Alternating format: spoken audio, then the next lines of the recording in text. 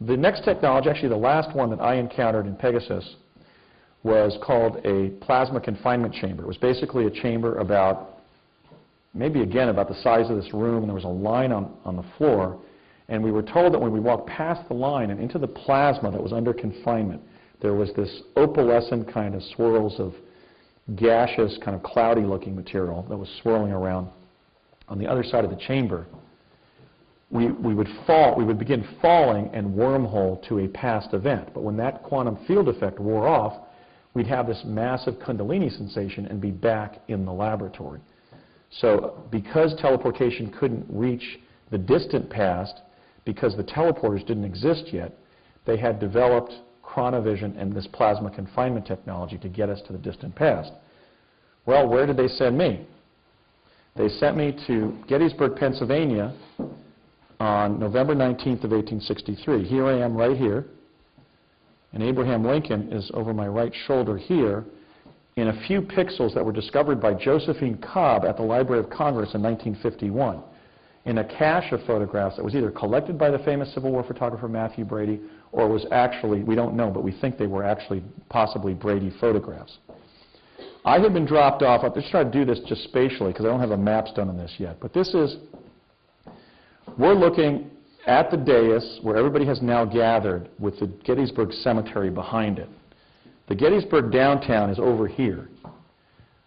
The downtown was reached by a north-south arterial that went this direction, and then there was a road that went northwest, about an hour walk or 45-minute walk along that north-south road.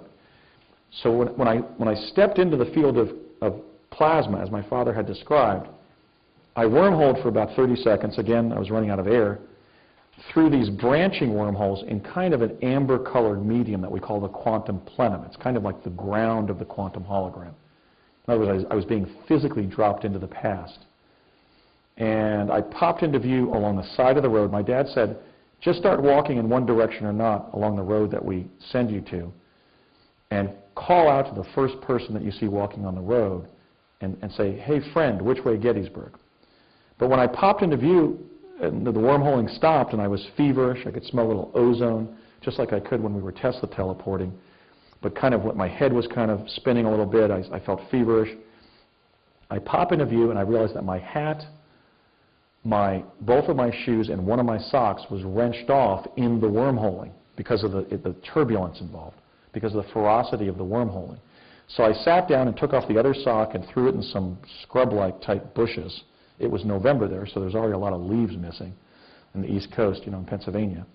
I then started walking along this well-trammeled dirt road. It must have been trammeled by the Union or Confederate troops.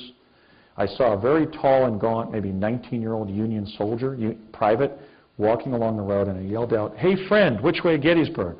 And he stopped in his tracks, squared off his shoulders in the direction we were both walking, and went like this, which I thought was pretty, good show of courtesy. I then walked for about 45 minutes down that north side road, maybe a half hour, seeing farmhouses and homes, farm home buildings and barns and things like this. I'm thinking, am I really going to find Gettysburg here? And it was cold. It was foggy at first, and then the fog was starting to wear off as I'm walking, but it was still very cold, so that by the time I got into Gettysburg, my teeth were chattering.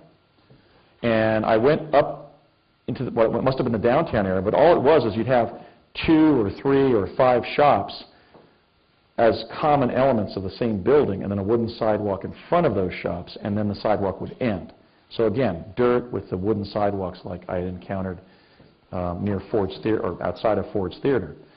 I'm looking through the window, and see if we can jump ahead here a little bit.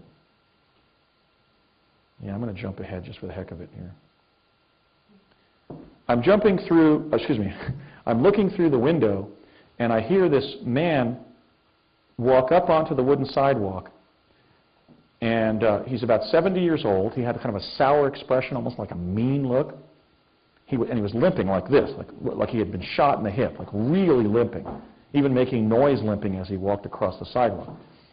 And he said, boy, what are you doing out in this cold weather this morning? You're going to catch your grip, son.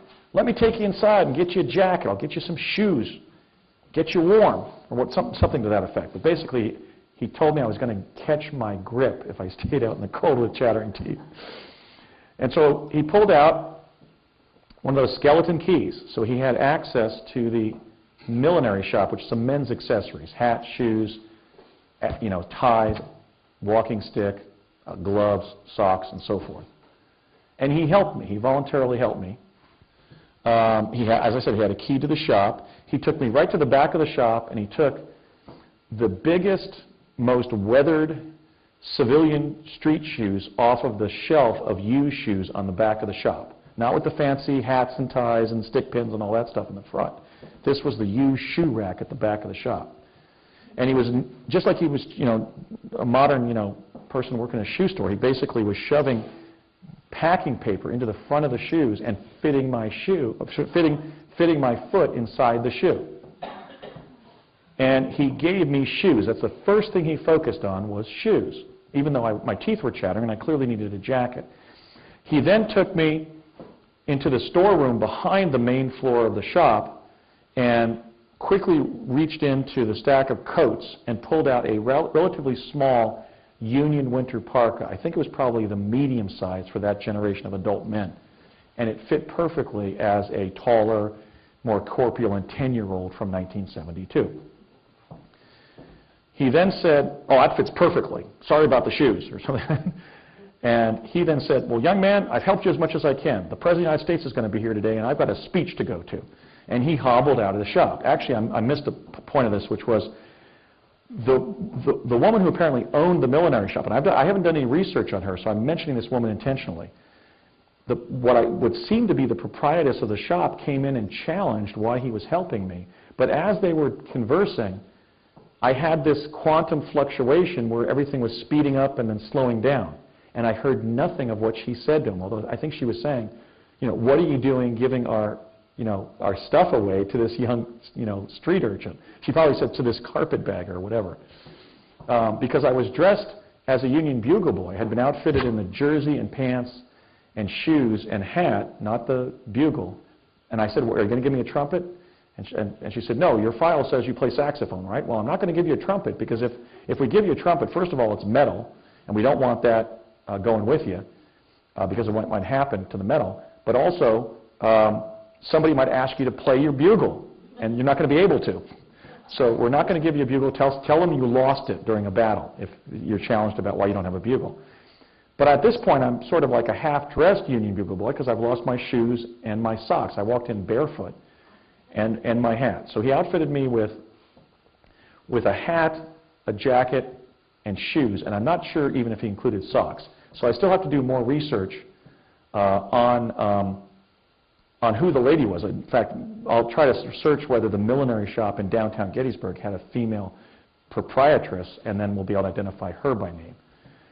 I talked about the fact that this guy was 70 years old, that he had a sour expression, that he was limping from a recent wound to his hip, that he voluntarily helped me, that he went right into the shop with a skeleton key in that men's clothing store and right to the shoes before I found out who he was.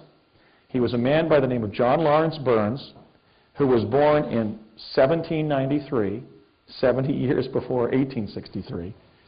He had a characteristic sour expression, just I guess as a result of having a hard life, a kind of a rugged, fixed kind of grimace on his face, as you can see in this and other pictures. Not that bad, but it's definitely a character trait. And he had been shot after volunteering into the Union Army when the Battle of Gettysburg swept past his town. He picked up his gun, which we can see here, and was shot by Confederate forces in the hip, and was then surrendered under a flag of surrender to Union forces and went back to his life as a civilian. Well, when I encountered him 4 months later, you've got a 70-year-old recovering from a musket ball shot to the hip. Guess what? He was limping. But where had he left his crutches? Well, back at his house. Where was his house? This gentleman who I had already talked about, it's like 8:15 in the morning in Gettysburg on November 19th of 1863. He actually leapt onto the wooden sidewalk like he had just walked down the street from his house and was confronting me at the millinery shop where he sold shoes. Well, John Lawrence Burns' house was 2 blocks from the downtown business district of Gettysburg. And we're talking those small Pennsylvania rural blocks. So he had actually come like 150 feet from his house to the millinery shop. That was his domain, because what was he professionally? A cobbler. Now, I had talked about all these elements, even describing his physical appearance, before I found him in the historical database. Who was he? He was one of the first volunteers to the War of 1812 in his late teens, and one of the only civilian Pennsylvanians who had volunteered his service at age 69 back in July of 1863 into the Battle of Gettysburg. So I'm just jumping forward in terms of using this to show sort of the internested facts that I'm not creative enough to make up. Okay? And this is one of the good proofs, because while Abraham Lincoln was a prominent historical personage, John Lawrence Burns wasn't. I mean, he's clearly enough in the Civil War literature to be searchable, but he's a relatively obscure historical figure. I don't even think they've made a U.S. postage stamp around him. Okay, so now I'm going to bring Brett back on, because Brett and I are very dissimilar individuals. I mean, we were raised in that same kind of intelligence community background because of our father's work. But I'm very verbal, and Brett's very conceptual. I'm very, social science, and he's very gifted in math and science. But the remarkable thing is that even though I prided myself on my own ability to remember very obscure details, it is in fact Brett's corroboration of key facts that to me utterly established that we were in the training and the Mars visitation together. So if we could go to the next slide and bring Brett up. I can follow my slides here from my computer, so if you want to bring Brett up live again.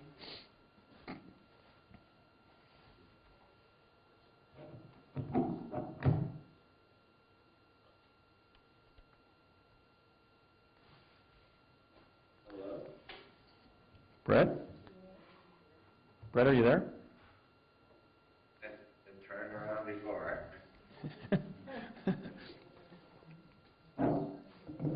Brett, I was just telling them how superb your memory is, and how you factually corroborated so much of what I didn't remember. But then because of my memory skills, we were able to compare notes, and that you did go back and corroborate a lot of my account, and providing a great deal of depth in terms of the additional information. So the first thing, so I have a set of slides in my PowerPoint. The audience isn't watching that, they're looking at you, but I just want to go through these facts that you corroborated. You and I agree that fact one, we know the identity of literally 9 people in the room now, 5 young people and 5 adults or mid-career professionals. So can you tell me, could you just go through those individuals and tell me who you remember and are able to identify as being in the room during Ed Dames' lectures, including Major Dames himself? Well, including Major Ed Dames, my father, Thomas J. Stillings, was present. Right. Regina Dugan, who is the head of DARPA, current head of DARPA. Barry Soetoro, who is now the President of the United States. A relative of his, there was actually 2 sets of people. Another person on about 5 days later took her place, or sat in to give him to get him someplace right after the thing. There was something about that he had to get someplace, and he couldn't drive, or had to have the car taken back or something. Right. There was possibly, and I can't fully corroborate that the Columbia pilot, Cool, was there, but the photos of him as a kid are striking. Yeah. To say the least, and exactly what I remember. We already covered Raymond F. Basiago. Right. And yourself were all present on multiple days. There were a couple mystery people, and there was actually who I feel was a mystery person that was keeping tabs on me. Right. Brett, do you remember that? I think, let me just explain for the audience that to my left in front of Willie McCool were 2 sort of suits. They were like 35, 40, 45-year-old white males who we kind of suspected were like CIA analysts or NASA personnel or something. They were around our father's age, but actually let's see, I don't remember your dad's birth year. Was it 1934? 1935? 35. Okay, my father was born in 1923. So in 1980, help me with the math here, he was 57, but of course he had time looped for 8 full years when he was in quantum displacement in New Mexico. So he wasn't actually biologically 57, he was 65 biologically, and I was 19, you were or 18 when we were being trained, you were 13.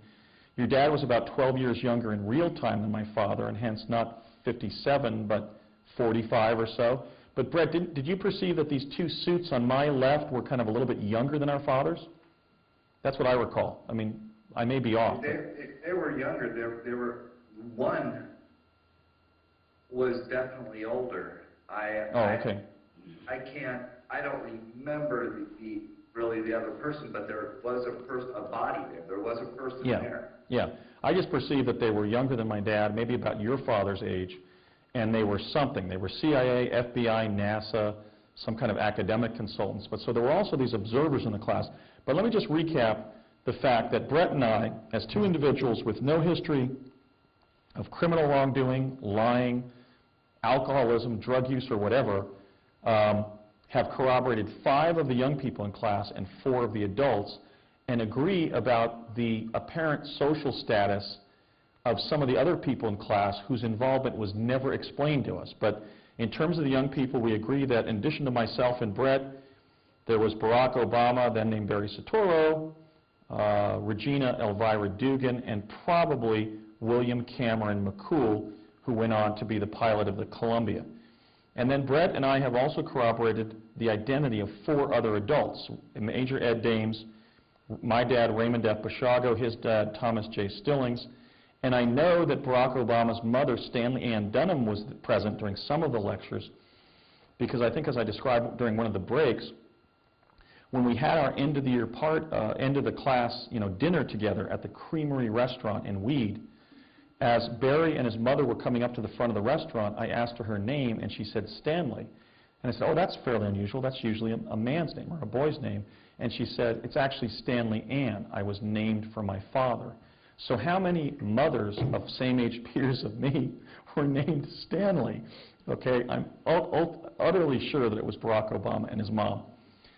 So anyway, I would think that this is highly corroborative in the sense that if 2 witnesses are testifying about, let's say, a white-collar criminal conspiracy or a bank robbery or something, when you've got 2 basically legally adequate witnesses not operating under any disability, infancy, insanity, intoxication, have not ever been rebutted about what we've said, and there's no apparent fabrication, when you have 2 witnesses like that literally corroborating 9 people being in the room, I think that's fairly persuasive evidence that they were in the same experience together, right? As I mentioned, it's difficult to remember the names of the people that you went to school with, that you served in jury duty with 30 years later, 20 years later, 10 years later.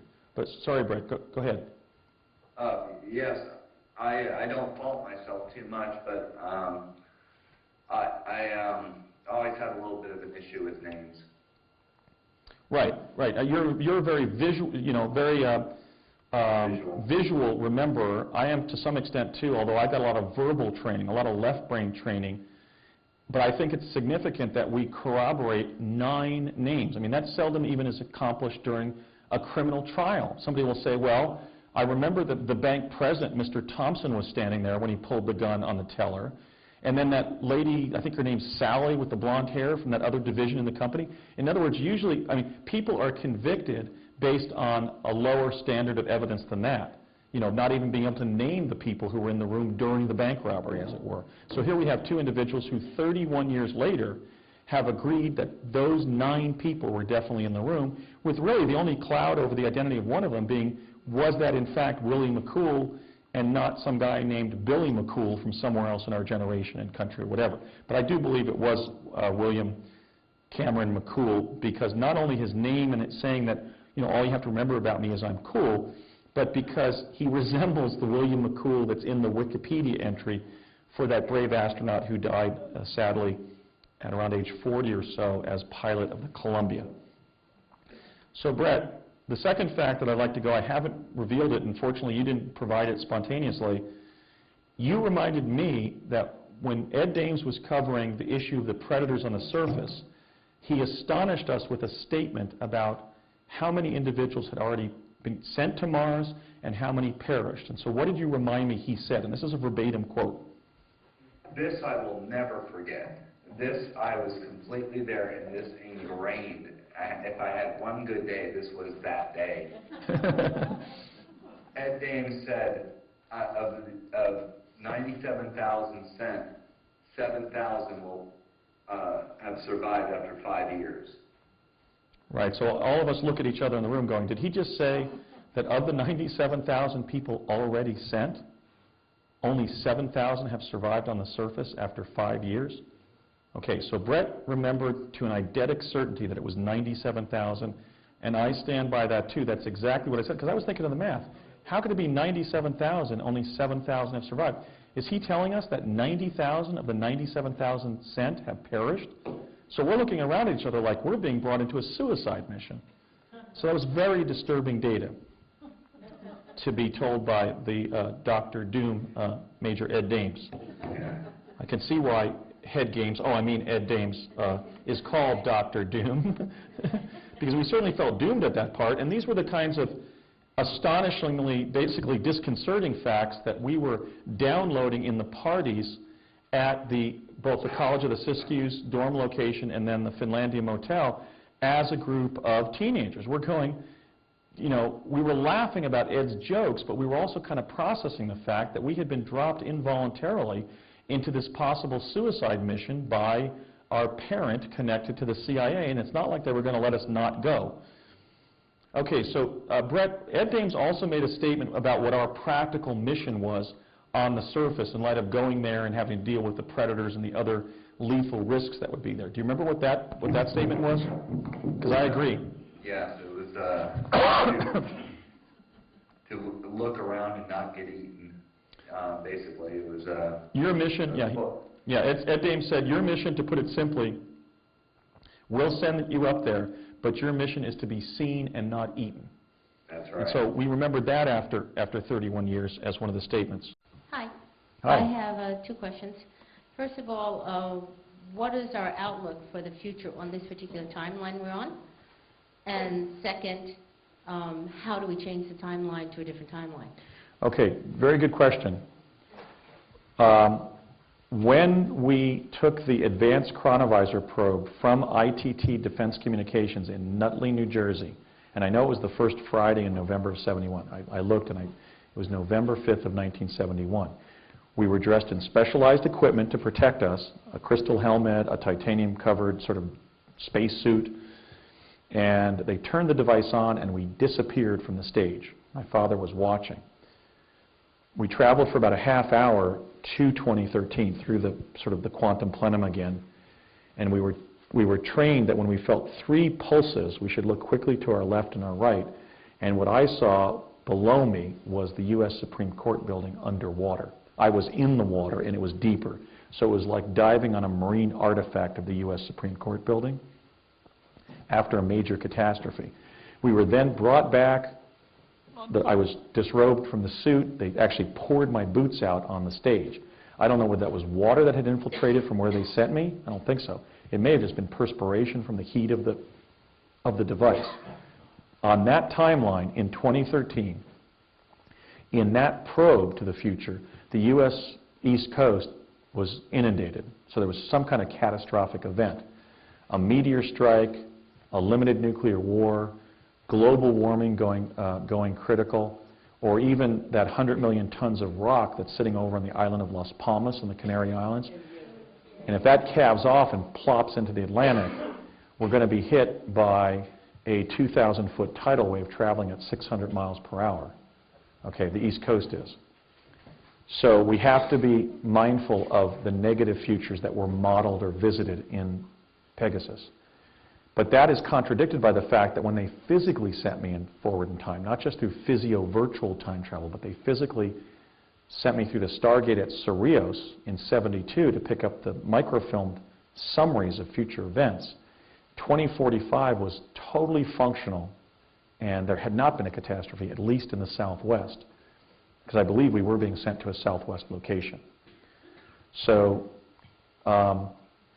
we have to be mindful of the fact that the technology was sampling different outcomes on different timelines, and they weren't entirely in control of the data and what it showed. So my point there is, nonetheless, they've spent trillions of dollars developing a continuity of government system in the American Southwest, so they know that at least on one major timeline that there could be such an event. What we can do about it is imagine the future we want to live and then energetically pursue it and share it with others. My own thought is that I don't believe the people of this time-space location, and I mean that both in the American people right now and the people of the world, I don't think they deserve mass catastrophe. So I'm simply encouraging people to visualize a 2012 that's characterized by not the end of the world, but the beginning of the future. So I think we can just imagine the future we want, as much as possible, imagine the future that we want to inhabit. But my own personal conviction is that that data from 2013 was from another timeline, because if you think of most people on the planet right now, I think they're pretty nice people, and I don't think they deserve such a 2012. So the last question I have is then, if there's a different timeline, then there's potentially different people on that timeline than there are on this timeline. Different people? Yeah, maybe people who have passed, people who are coming. I mean, yeah, and we don't know what karmic lessons needed to. We don't know what higher forces are at work betwixt and between different timelines. So in fact, that goes to my point that I don't think on this timeline experiencing a planetary catastrophe that would inundate the east coast of the United States by 100 feet of water is a karmic lesson that this group of human beings needs to learn. I just don't get that impression. So we can change the future by dreaming it. Not only dreaming it, but also by continuing to be positive, constructive people, because, I mean, just philosophically speaking, I mean, the book of Isaiah suggests that people get what they deserve. So if we basically comport ourselves in a way in which we're not in a generation that doesn't deserve to see mass catastrophe, there may be an ethical dimension too, where we're good enough people and we end up not having to learn the karmic lessons of whatever that catastrophe was that was seen in that, the results of which were seen in that particular chronovisor probe. So I think it's pretty complex. It's what we apprehend of the future. It's based on living good lives, and also just recognizing that just because it was seen on one timeline doesn't mean we have to become obsessed by the negativity of that, because if we do, we may in fact end up implementing some of these things that were seen from other timelines by giving it too much energy. Thank you.